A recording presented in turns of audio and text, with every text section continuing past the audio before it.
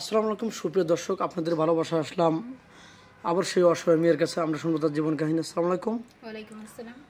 আপু কেমন আছো? জি আলহামদুলিল্লাহ ভালো আছি। আপনারা? আল্লাহ তাআলা খুব ভালো রাখছে। তো যাই হোক, তোমার বাড়ি জানি কোথায়? আমাদের নতুন দর্শক জানতে চায়। আমার বাড়ি হচ্ছে জামালপুর সরিষাবাড়ি। জামালপুর সরিষাবাড়ি। জি।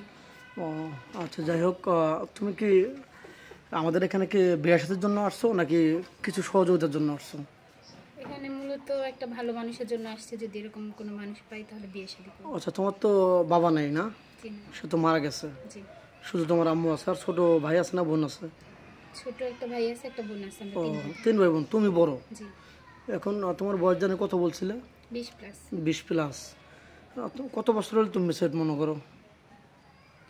আমি আগেও বলছিলাম বয়স যেমনই হোক আমার কোনো সমস্যা নেই, কিন্তু মানুষটা যেন একটু ভালো হয়। তার মনটা মানে ভালো থাকে নাকি? এখন তুমি ভিডিওতে একবার বলছিলে তোমার আম্মু সেলাই মেশিনের কাজ করে নাকি? জি। ওটা কি পাওয়া মেশিনের পাওয়া যেটা বলে ওটা ওটা ওটা কাজ করে নাকি? হ্যাঁ, পাওয়া মেশিনেরই। পাওয়া মেশিন, ওটার দাম তো 4-5 হাজার টাকা না 6 হাজার টাকা দাম। যদি আমাদের নিজেদের না, অন্যের অন্য কাজ জনের করে টাকা, আর কি। জি।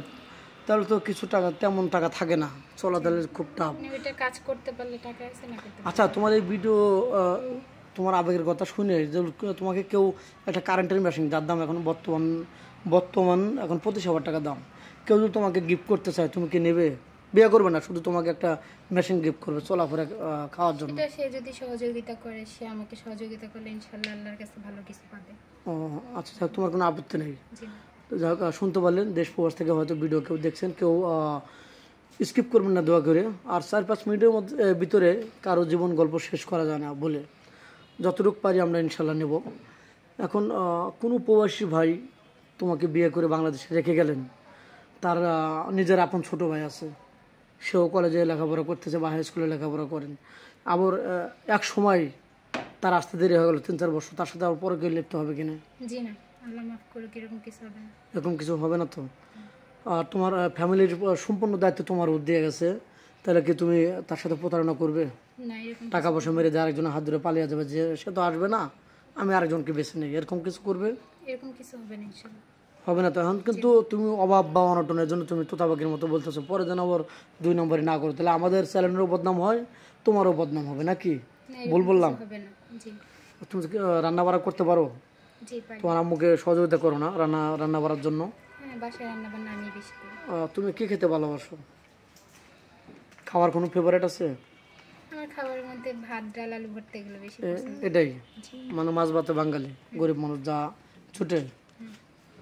আচ্ছা, তোমার বিয়া হলো, ভালো একটা ফ্যামিলিতে বিয়া হলো, তুমি ভালো একটা ফ্যামিলিতে বিয়া হলো, তোমার স্বামী কিনে তুমি কোথায় ঘুরতে যাবে এরকম আশা আছে?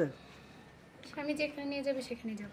ও, স্বামীর ইচ্ছে তোমার ইচ্ছা নাকি? জি। তোমার কোনো এক্সট্রা চাওয়া পাওয়া নেই? না। অনেকে আদর করে বিয়ার পরে, এটা কিন্তু লজ্জা শরমের কথা না, সবাই, আমার বোন আছে, মা আছে, বিয়ার পরে অনেকে স্বামীকে বাবু, সোনা, জান পাখি বলে, এই জান শোনো তো, পাখি শোনো তো, তুমি কি বলে ডাকবে একটু আমরা শুনতে চাই বিয়ের পর স্বামীকে? আমার ইচ্ছা আমি সবসময় আপনি বলেই ডাকবো। ও, আপনি একটু শোনেন তো, এই সলিমের বাপ কি রঞ্জুর বাপ, শুনেন না, এগুলো বলবেন না। না। তো যাই হোক, একটু ফান করলাম, মনে কিছু করবেন না, ডোন্ট মাইন্ড।